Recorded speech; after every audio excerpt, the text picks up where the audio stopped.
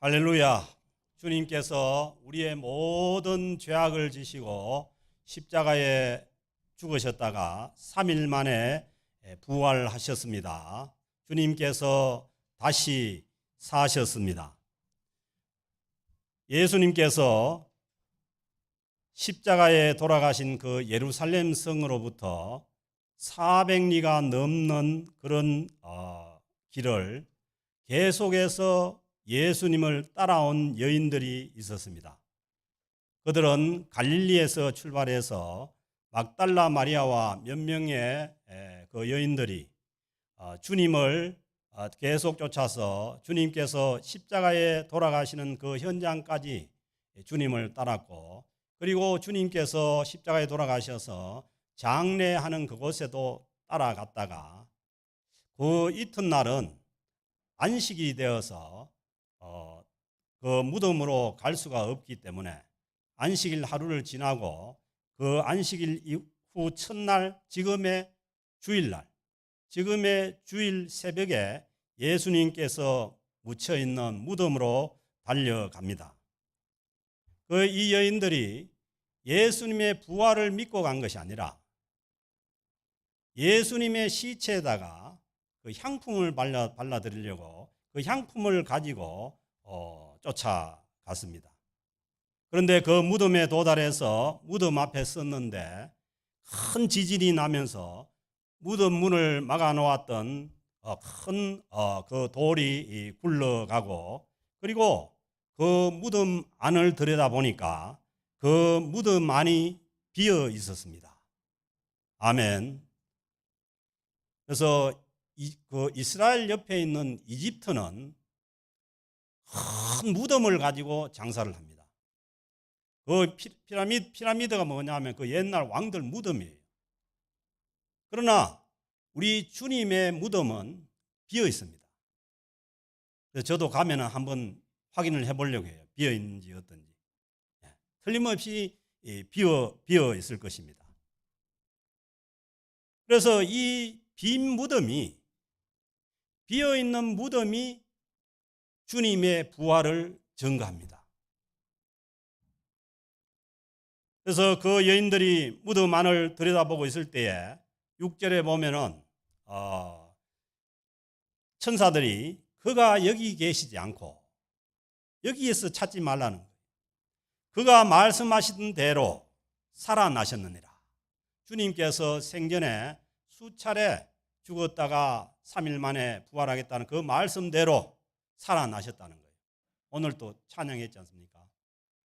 말씀대로 살아나셨다고 찬양했지 않습니까? 성가대에서. 말씀대로 그대로 살아나셨다는 거예요. 예수님의 이 무덤이 비었다는 소식을 전하려고 그 여인들이 예루살렘 그 성 안에 어딘가 숨어 있는 그 주님의 베드로를 비롯한 제자들을 향해서 뛰어가기 시작했습니다. 그런데 그 뛰어가는 도중에 부활하신 주님께서 그 막달라 마리아를 비롯해서 그 여인들을 만나 주신 것이에요. 주님께서 그 막달라 마리아를 비롯한 그 몇몇 여인들을 만나서 말씀하시기를 평안하냐? 요즘 같으면 샬롬, 평안이 있느냐? 그렇게 말씀하시고, 그리고 그 여자들이 그때 눈이 떠져서 부활하신 주님을 알아보고 거기에 엎드려서 주님 발 앞에 경배하고 예배를 한 것입니다. 그래서 오늘 저희들이 드리는 이 부활주일 예배도 그렇고 주일 예배도 그렇고, 왜 우리가 구약의 안식일에 예배를 드리지 않고 주일에 예배를 드리냐 하면은 주님께서 부활하신 날에 예배를 드리는 겁니다. 그리고 바로 이 여인들이 바로 이 안식 후 첫날 주일에 부활하신 주님 앞에 경배하기 시작한 것입니다. 그래서 오늘 우리 모두가 예배드리는 이 현장에 우리는 부활하신 주님 앞에 그 발 앞에 엎드려서 주님을 경배하고 있는 줄로 믿습니다. 주님께서 성경 말씀대로 부활하셨습니다. 고린도전서 15장 3절에서 8절 말씀 보면은 내가 받은 것을 먼저 너희에게 전하였노니 이는 성경대로 그리스도께서 우리 죄를 위하여 죽으시고 장사 지낸 바 되셨다가 성경대로 사흘 만에 다시 살아나사 게바에게 보이시고 후에 12제자에게와 그 후에 500여 형제에게 일시에 보였으니 어느 정도 많이 부활하신 주님을 봤냐 하면은 500명이 한꺼번에 동시에 주님을 봤다는 거예요. 그리고 그 중에는 지금까지 이 고린도전서가 쓰여질 때까지, 그러니까 예수님 부활하시고 한 20년 후에 고린도전서가 쓰여졌는데 대다수는 살아있고, 그리고 어떤 사람은, 그러니까 나이가 많은 사람들은 잠드는 사람들도 있는 거죠. 잠들었으며 그 후에 야고보에게 보였으며 그 후에 모든 사도에게와 맨 나중에 사도 바울이 예수 믿는 사람을 잡아 죽이러 가다가 그 다메섹 도상에서 부활하신 주님을 만났다는 거예요. 뭐 더 이상 주님 부활에 대해서 설명이 필요합니까? 증거가 필요합니까? 500명이 동시에 봤고, 나는 봐야 믿는다고 생각하거든.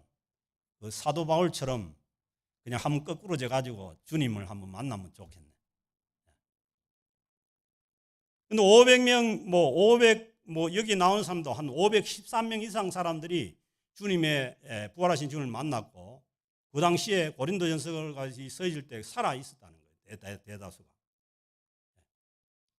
그런데 그 주님의 제자 중에도 그 도마라는 그 제자가 그 예수님의 부활을 이제 믿지 않고 자기는 뭐예요? 자기 입으로 나는 주님께서 십자가에 못 박힌 그 못자국에다가 손을 집어넣어 보고, 독한 사람이죠. 그 다음에 예수님 허리에 창 찔렸을 때 물 쏟았는데 거기다가 주먹을 집어넣어 보고 그랬어야 믿겠다고 하는 그 제자도 있었던 거예요. 그래서 막 그런 제자도 있었으니까 또 그 의심하는 사람도 또 있을 수 있는 거예요. 그래서 주님께서 자기의 그 도마를 직접 찾아와서 자기의 손을 보여주시면서 그러면은 못자국에다가 손을 넣어보고, 그리고 주님의 그 허리에 창자국에다가 손을 집어 넣어보고 그렇게라도 믿으라는 거예요. 그리고 믿음 없는 자가 되지 말고, 부디 믿음 없는 자가 되지 말고 믿는 자가 되라고 도마에게 말씀을 주신 거죠. 그리고 보지 못하고 믿는 자가 복되도다. 보지 못하고 믿는 자가 복되다는 거예요. 그래서 우리는 얼마나 복됩니까? 안 봤는데도 믿으니까, 믿을 수 있으니까. 그 예수님의 그 부활 소식을 들은 또 한편에서는 이상한 일이 일어나는데, 예수님을 십자가에 죽인 자들이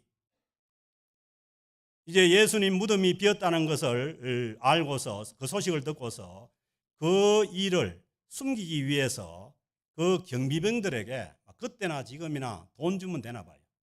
돈을 주면서 예수님의 시체를 제자들이 와서 도둑질하여 갔다고 그렇게 거짓말하라고 시킨 거예요.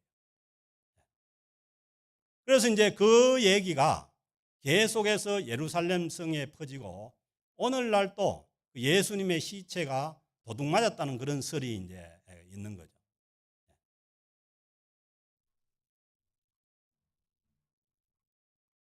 그래서 이들의 이 거짓말 자체가 뭘 증거하느냐 하면은 주님의 부활을 증거합니다. 주님의 시체가 없었기에 이런 일이 일어난 거죠. 이들의 이 모든 계획 자체가 주님의 부활을 증거하고 있는 거죠.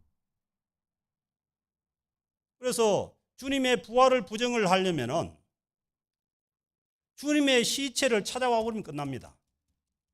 그래서 성경 아무리 봐도 주님의 시체를 찾았다는 그 말씀이 없고, 아직까지도 주님의 시체를 찾았다는 얘기 없어요. 그래서 저는 아무리 주님의 부활을 안 믿으려고 해도 안 믿을 그런 근거가 없어요. 여러분들은 안 믿을 근거가 있습니까? 단지 우리 머리로 이해가 안 되는 것 때문에 못 믿는 거죠. 그래서 오늘 제가 부활주일 새벽 예배 갔다가 은혜를 받은 말씀이 뭐였냐 하면은, 아이들이 말이에요. 아이들이 엄마 자궁 속에 있을 때, 자궁 속에서 있을 때 자기 엄마도 모르는 거예요. 자기 엄마가 있는지 없는지도 어떻게 알아요? 그리고 자기 부모들이 있는지도 모르고 세상에 바깥 세상이 어떤지 아무것도 모르는 거죠. 그저 엄마의 자궁 안이 다인 줄 알고 그렇게 있는 거죠. 그런 것처럼 우리는 부활의 세계를 경험하지 못했기 때문에 우리는 지금 있는 것이 다인 줄 아는 거예요. 그러나 이 세계가 깨어지고 주님께서 부활하신 것처럼 우리도 주님을 따라서 부활하는 그 세계로 들어가면은 우리는 분명히 부활의 세계를 알게 될 것입니다. 그래서 내 머리로 이해 안 된다고 우리가 못 믿는 것은 아니죠. 그래서 우리는 분명히 예수 그리스도 안에서 주님과 함께, 부활하신 주님과 함께 거하면은 반드시 부활하신 주님과 함께 부활의 세계를 경험하는 그날이 올 줄로 믿습니다. 그때 우리 다 만나십니다. 한 사람도 빠짐없이 만날 수 있기를 주의 이름으로 축복합니다. 그리고 16절에 보면은 11제자가, 왜 11제자인지 알죠? 가룟 유다가 뭐예요? 예수님을 은 30에 팔아먹고는 가가지고 목매가지고 죽어버린 거 아니에요. 그래서 11제자가 어디로 가느냐 하면 예수님께서 제자들에게 몇 번이나 말씀하시기를 우리가 부활 후에 갈릴리에서 만나자고 몇 번을 말씀하신 거예요. 그래서 그 말씀대로 16절에 보면 11제자가 갈릴리에 가서 갈릴리로 가서 예수께서 지시하신 산에 이르러, 이 산이 예수님께서 팔복을 전했던 그 산이라고도 얘기를 하고 예수님께서 변화되었던 변화산이라고 그렇게도 얘기를 합니다.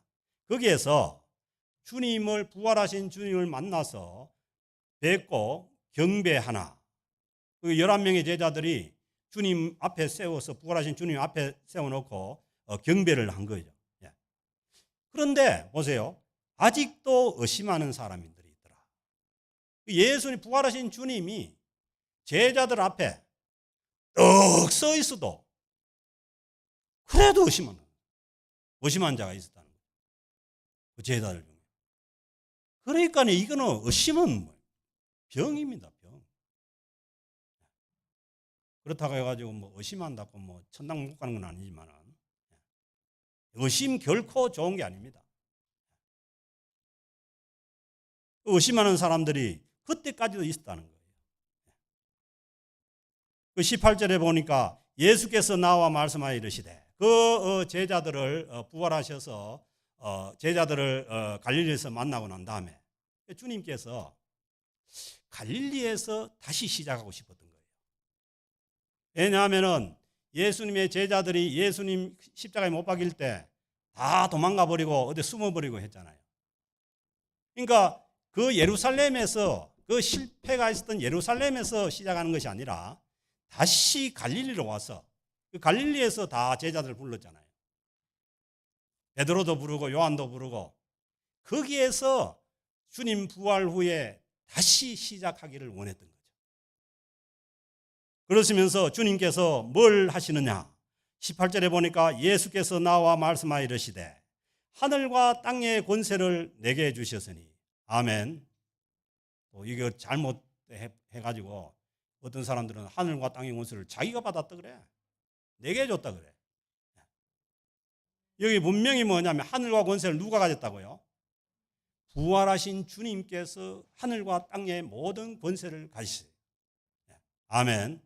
그러니까 생각해 보세요. 우리가 어디에 속해야 되는지, 이 어디로 가는지 모르는 이 세상에 속해야 되는지, 부활하셔서 하늘과 땅의 권세를 다 가지고 있는 그 주님께 속해야 되는지. 그러니까 신앙은 언제나 소속의 문제입니다.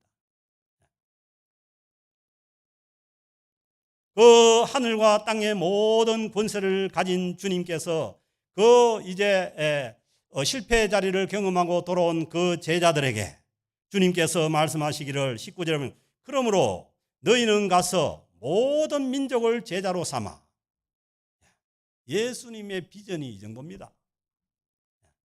그 모두가 다 그 예수님 그 못 박힐 때 다 도망가 버린 그 제자들 다시 불러가지고 모든 민족을 제자로 삼는다. 아멘. 우리가 지금 이 비전에 동참하고 있습니다. 왜 터키에다가 우리가 헌금을 보냈냐? 이 비전에 동참하는 거죠. 우리가 할 수 있는 데까지. 원주민 선교도 마찬가지고요. 모든 민족을 제자로 삼아 아버지와 아들과 성령의 이름으로 세례를 주라고 했어요.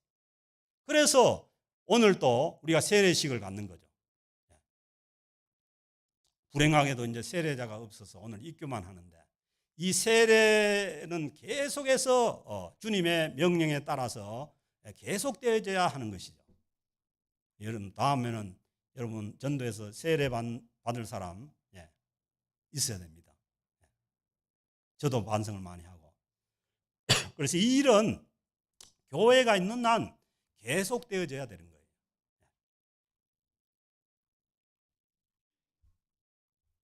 그리고 20절 말씀 보면 내가 너희에게 분부한 모든 것을 가르쳐 지키게 하라. 그리고 또 하는 게 뭐냐 하면은 주님께서 분부하신 그 주님의 말씀과 하나님의 말씀을 계속해서 가르치고 지키게 하는 일을 하는 거예요. 그래서 우리가 늘 주님의 말씀을 전하고 주님의 말씀을 지키자고 하는 것이고 이 일은 뭐냐면 부활하신 주님께서 그 제자들을 불러서 다시 주님의 그 비전을 향해 나가면서 주님께서 제자들에게 주신 말씀이죠. 그래서 우리는 이 주님의 이 그 말씀에 순종해서 모든 민족을 제자로 삼기 위해서 선교와 전도의 사명을 감당하고 그리고 모든 주님의 말씀을 가르쳐 지키게 하는 일이 계속되어져야 하는 것입니다. 그러면서 주님께서 너희에게 분부한 모든 것을 가르쳐 지키게 하라고 하시면서 내가 세상 끝날까지 아멘. 세상의 끝이 언제 오냐면은 이 모든 민족에게 주님의 복음이 다 전해져야 끝이 옵니다.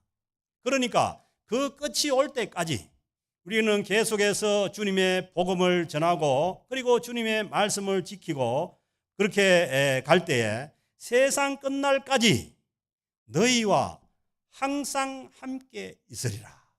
아멘.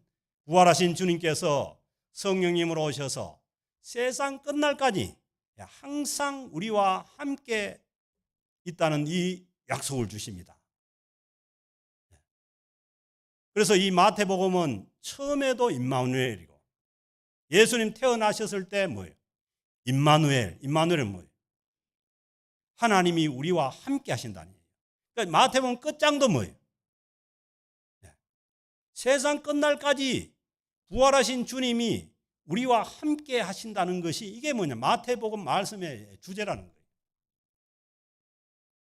사랑하는 성도 여러분, 우리가 예수 그리스도 안에서 주님의 십자가를 통해서 모든 죄를 용서받았다면 이제는 부활하신 주님과 함께 우리는 이 세상에서 부활의 삶을 살아야 됩니다. 세상에 별일이 다 있죠.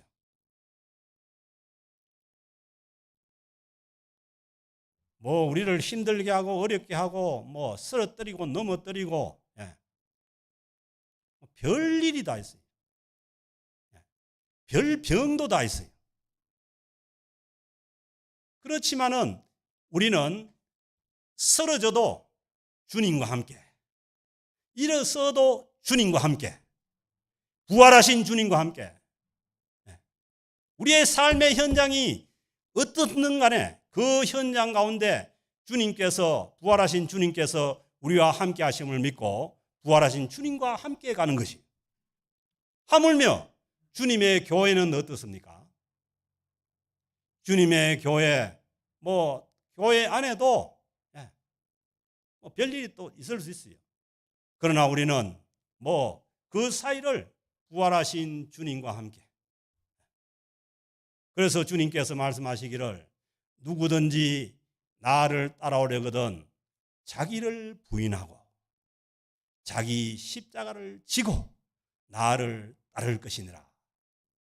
그래서 우리는 부활하신 주님과 함께 어떤 일이 있든지 간에 그 부활하신 주님과 함께 그 자기의 십자가를 지고 가면은 우리도 반드시 주님과 함께 그 부활의 세계에 있을 줄로 믿습니다. 그래서 우리가 이 부활의 믿음을 가지고 끝까지 믿음으로 승리하는 저와 여러분들이 될 수 있기를 주의 이름으로 축복합니다.